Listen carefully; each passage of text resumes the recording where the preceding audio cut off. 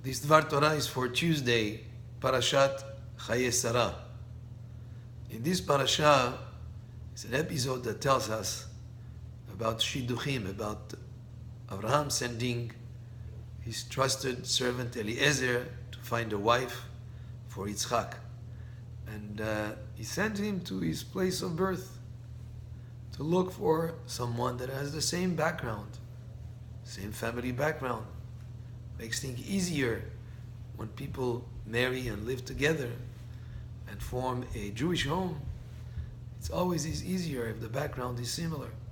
So he sends him to find a wife from a place where he's going to find somebody who's somewhat close in background as Abraham. But then when Eliezer goes there and he gives a sign that in finding a wife for his master's son, he gives a sign. He wants a girl who has the quality of chesed, who is going to give him to drink not only to him but also to the camels who've come from far away. And that sign will indicate the quality of the person.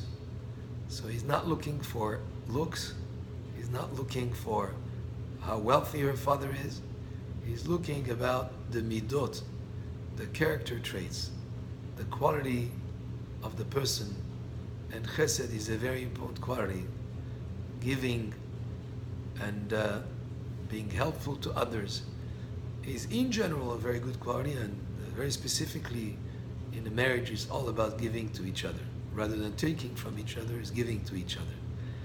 Then, to make the story short, they're on their way back now, and as soon as Rivka notices Itzhak Avinu, the pasuk says, "Vatikach atzaif vatitkas."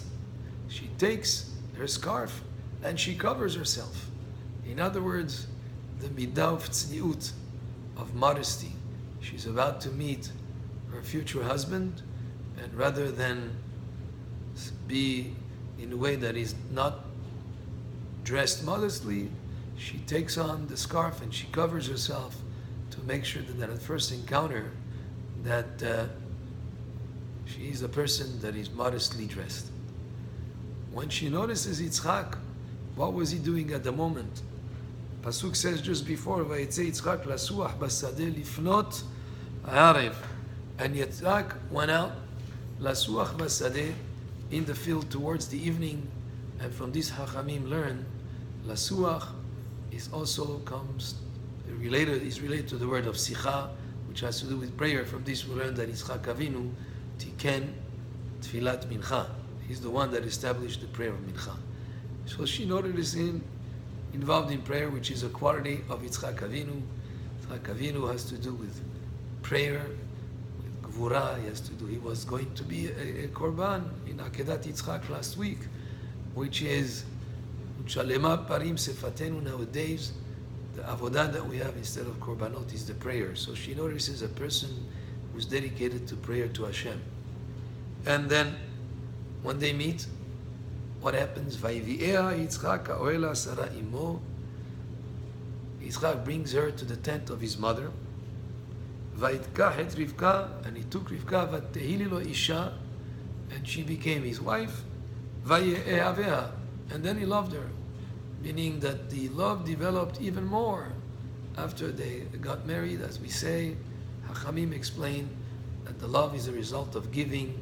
The more there is giving amongst a couple, the more there is love that develops.